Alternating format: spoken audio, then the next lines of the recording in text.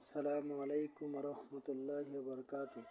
নামাদুহু নুসাল্লি আলা রাসূলিহিল কারীম, আম্মা বাদ। সমস্ত প্রশংসা মহান রব্বুল আলামিনের জন্য। সাইয়্যিদুল মুরসালিন খাতামুন নবীন রহমাতুল লিল আলামিন। আউযু বিল্লাহি মিনাশ শাইতানির রাজিম। বিসমিল্লাহির রহমানির রহিম।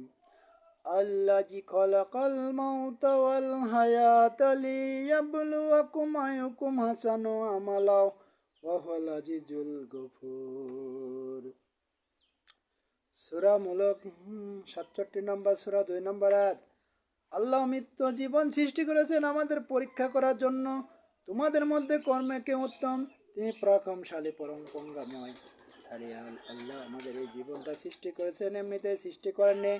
এই জীবন পিছনে, সৃষ্টির পিছনে একটা রহস্য আছে, উদ্দেশ্য আছে। সেটা হলো কে আমলে সলি করে, উত্তম আমল করে, নেক আমল করে, ভালো আমল করে। এই জন্য সারা কোরআনে 6666টি আয়াত আছে মতান্তরে। কোনো আয়াতেই বলা হয়নি তুমি বেশি আমল করো, অধিক আমল করো। অধিকাংশ আয়াতেই বলা হয়েছে তুমি উত্তম আমল করো। তাহলে উত্তম আমলে আল্লাহর কাছে নাজাত, স্বল্প আমলে নাজাত।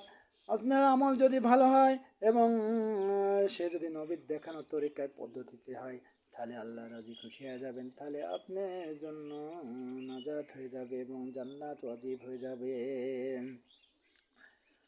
আব্দুল্লাহ বিন আমির রাদিয়াল্লাহু তাআলা আনহু ক্বালা রাসূলুল্লাহ সাল্লাল্লাহু আলাইহি ওয়াসাল্লাম, ইন্না মিন কিয়ারিকুম হাসানাকুম আখলাক।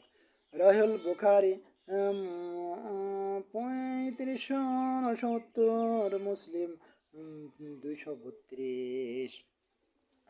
আব্দুল্লাহ বিন ওমর রাদিয়াল্লাহু তাআলা বর্ণনা করেছেন, রাসূল সাল্লাল্লাহু আলাইহি সাল্লাম বলেছেন, তোমাদের মধ্যে সর্বোত্তম ব্যক্তি সেই যার চরিত্র সর্বোত্তম। এই জন্য আমার আপনার চরিত্র ভালো করতে হবে, সুন্দর করতে হবে। সেই চক্ষু কখনো জাহান্নামে যাবে না যে চক্ষু বেগানা নারী দেখে নিচু করে, এবং যে চক্ষু আল্লাহর ভয় কাঁদে, আর যে চক্ষু আল্লাহর রাস্তায় জেগে থাকে। এই জন্য আমার আপনার চরিত্র উত্তম হতে হবে, সুন্দর হতে হবে। চরিত্র উত্তম এবং সুন্দর করার জন্য আল্লাহর কাছে দোয়া করতে হবে। আসসালামু আলাইকুম।